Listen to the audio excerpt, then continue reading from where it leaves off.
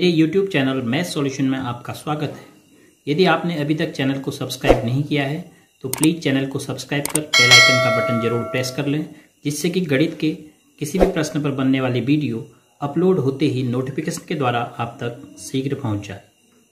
प्रश्न संख्या 3 है, निम्नलिखित त्रिभुजों में से प्रत्येक का दो प्रकार से नामकरण कीजिए। दो प्रकार का मतलब भुजाओं के आधार पर और कोणों के आधार पर।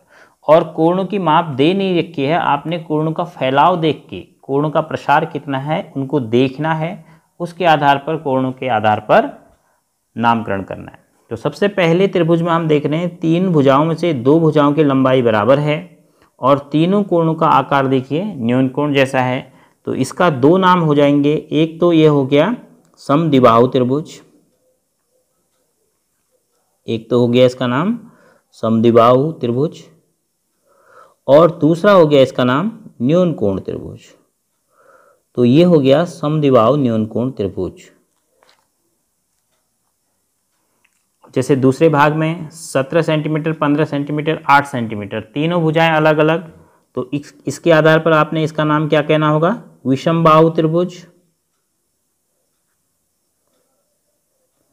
विषमबाहु त्रिभुज। और एक कोण देखो 90 अंश का है तो इसका नाम हो गया समकोण त्रिभुज, कोण के आधार पर। जब भी आपको कोण में इस प्रकार की आकृति सीधी मिलेगी, 90 अंश सीधी, 90 अंश लंबवत आकृति है, तो वो 90 अंश का कोण होता है। अब यहाँ पर देखो, अगर आप यहाँ पर 90 अंश का अनुमान लगाएंगे ये, तो ये कोण जो है 90 अंश से अधिक है, तो अधिक कोण बना हुआ है, लेकिन दो भुजाएं बराबर हैं, तो हम कहेंगे समद्विबाहु त्रिभुज। भुजाओं के आधार पर इसका नाम हो गया समद्विबाहु त्रिभुज और कोणों के आधार पर इसका नाम हो गया, एक कोण अधिक कोण है तो इसका नाम हो गया अधिक कोण त्रिभुज।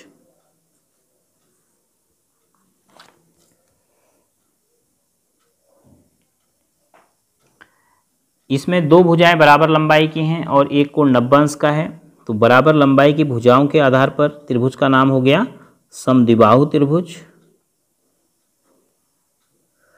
और कोण के आधार पर हो गया समकोण त्रिभुज।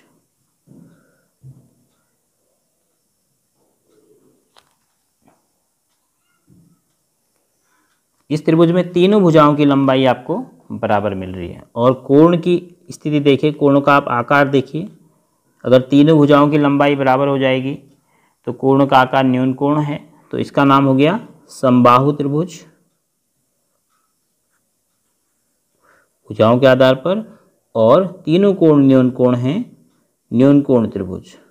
समबाहु त्रिभुज में प्रत्येक कोण भी 60 अंश का होता है, क्योंकि तीन कोणों का योग 180 अंश होगा। तीनों भुजाएं बराबर होने से तीनों कोण भी बराबर होते हैं, तो तीनों कोण न्यून कोण हैं, तो इसलिए इसका नाम न्यून कोण त्रिभुज।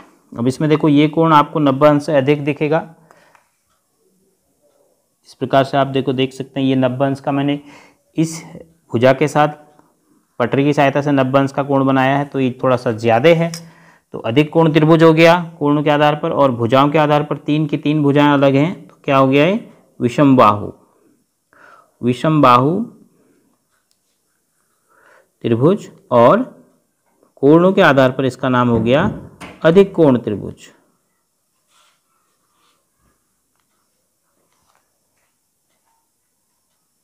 तो इस प्रकार अगर आपको आकृति दी होगी तो आप त्रिभुज का प्रकार भुजा के आधार पर या कोणों के आधार पर आसानी से बता पाएंगे। कक्षा 6 प्रश्नावली 5.6 में प्रश्न संख्या 4 जो आपको वीडियो स्क्रीन पे दिखाई दे रहा है एक फ़ोटो के रूप में, आपकी पाठ्य पुस्तक का ही ये फ़ोटो है। माचिस की तीलियों की सहायता से त्रिभुज बनाने का प्रयत्न कीजिए और इनमें से कुछ आकृति में दिखाए गए हैं, क्या आप निम्न से त्रिभुज बना सकते हैं। सबसे पहले बोला है 3 माचिस की तीलियाँ। देखो आकृतियों में आपको दिख भी रहे हैं कि किस प्रकार से त्रिभुज बनाए हैं। तो 3 माचिस की तीलियाँ हमारे पास हैं, ये 3 माचिस की तीलियाँ हैं। अब इन तीनों के आधार पर हम एक त्रिभुज बनाते हैं, तो किस प्रकार हमें त्रिभुज मिलेगा। अब माचिस की सभी तीलियों की लंबाई बराबर होती है, तो इस प्रकार से हम एक त्रिभुज बना सकते हैं 3 माचिस की तीलियों से। तो इसमें त्रिभुज जो बनेगा उसकी तीनों भुजाओं की लंबाई क्या होगी, बराबर होगी। पहले आप समझ लीजिए सभी को। फिर उसके बाद 4 माचिस की तीलियाँ, फिर एक हमने बढ़ा दी, माचिस की तीलियाँ एक बढ़ा दी। तो हम 4 माचिस की तीलियाँ कैसे लगाएंगे, क्या हमें त्रिभुज मिलेगा। माना मैं एक भुजा यहाँ इसको लगा लेता हूँ और इसको फिर कोशिश करता हूँ इधर लाने की, नहीं आ पाए क्योंकि ये बराबर हैं, तो ऐसे हो जाएगा ये। अगर मैं इन 2 तीलियों के साथ, ये 2 तीलियाँ हमने लगाई, अब मैं 2 तीलियाँ लगाना चाह रहा हूँ, एक यहाँ से और एक यहाँ से। तो ये आपस में अगर मैं इसको नीचे को भी लाऊंगा तो नहीं मिल पाएंगे। क्यों? क्योंकि इसकी लंबाई और इसकी लंबाई बराबर है, तो ऐसी स्थिति हो जाएगी। तो 4 माचिस की तीलियों से हम त्रिभुज नहीं बना पाएंगे, क्योंकि त्रिभुज में कोई भी 2 भुजाओं का योग तीसरी भुजा के बराबर नहीं होना चाहिए। माना हम इनको 2 अलग अलग भुजा मान लेते हैं और इसको एक भुजा मान के त्रिभुज बनाने की कोशिश करते हैं, तो इन 2 भुजाओं का योग इस भुजा के बराबर हो जाएगा, तो इसलिए त्रिभुज नहीं बन पाएगा। तो 4 माचिस की तीलियों के साथ आप कोशिश करेंगे तो त्रिभुज नहीं मिलेगा। अब अगला है 5 माचिस की तीलियाँ। एक माचिस की तीली हमें फिर बढ़ानी है, तो अब हमारे पास ये कितनी है, 5 माचिस की तीलियाँ होगी। तो इसमें हम आसानी से बना सकते हैं, क्योंकि हम एक तीली को यहाँ रखेंगे तो 2 तीली हम ऐसे लगा सकते हैं।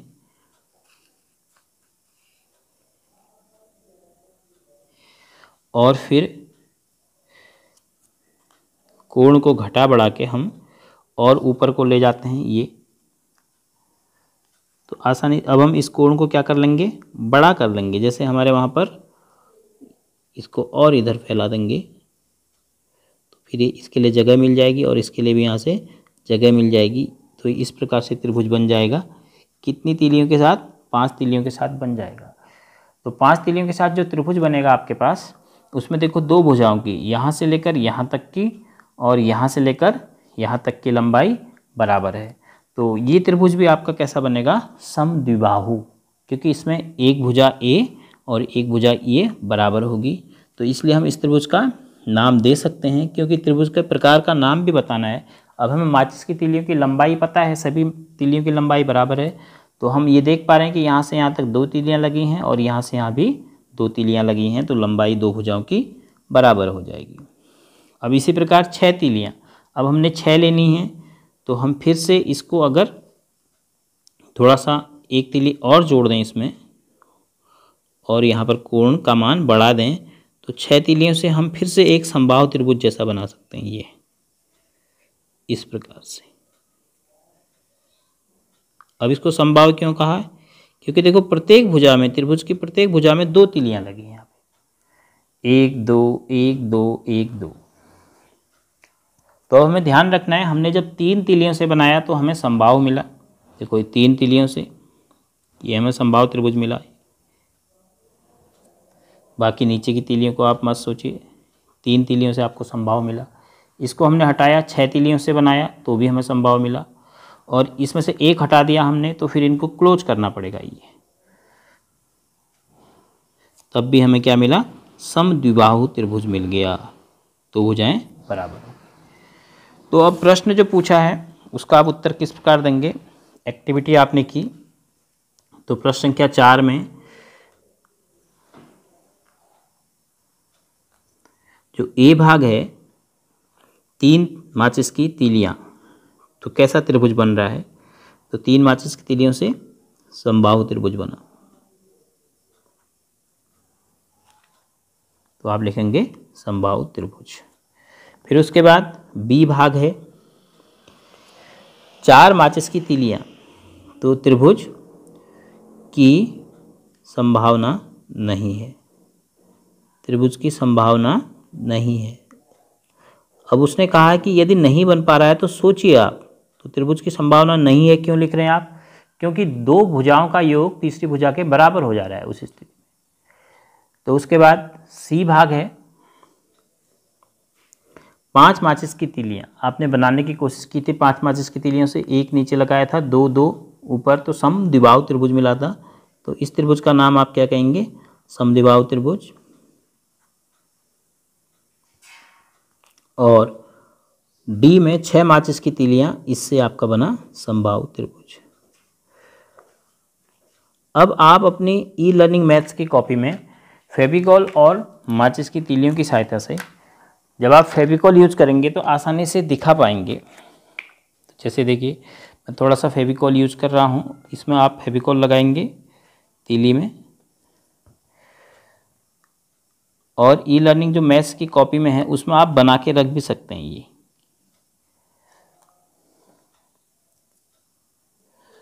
अगर आपको लगता है कि कॉपी के बीच में बार बार उसको खोलने बंद करने में पेज फटने का डर है तो आप नहीं भी बनाते हैं तो कोई बात नहीं, लेकिन आप रफ में कहीं न कहीं एक्टिविटी ज़रूर करें।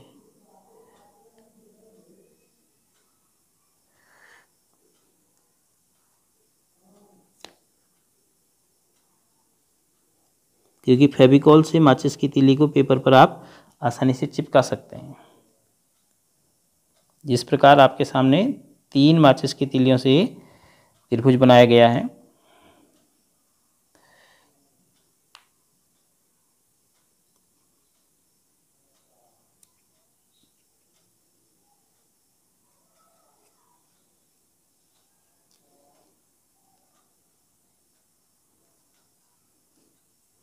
थोड़ी देर तक के लिए उसको प्रेस कर दें।